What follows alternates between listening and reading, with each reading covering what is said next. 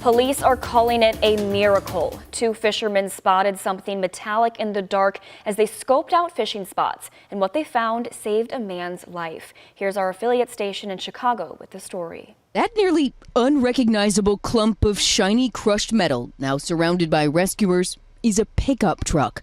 Tucked just out of passing view beneath a Portage, Indiana interstate overpass, the mangled truck went unnoticed for days. One more day and something could have been very different here. This afternoon, Mario Garcia and his son-in-law Navardo spent the afternoon scouring hidden fishing spots.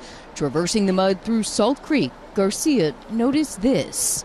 I looked inside and moved the white airbag, and there was a body in there. He said, "Get on the phone." I seen the person inside, the occupant, and my first instinct was to call, for help. He had a jacket almost like mine, and all I seen was this part, the shoulder, and I went to touch the shoulder, and the moment I touched the shoulder, he swung around. He woke up. Still stuck in driving position, Garcia said the driver told him he'd been stranded and paralyzed in place since last Wednesday. He says he tried yelling and screaming, but nobody would hear him. It was just quiet, just the sound of the water. For 6 days, he says the male driver, who's in his 20s, yelled into the abyss. Help was just out of his reach. His phone fell to the side. He couldn't reach it, and he was pinned very, very tight. We were put there for a reason. Once Navardo called 911, it took professional rescuers hours and hundreds of pounds of machinery.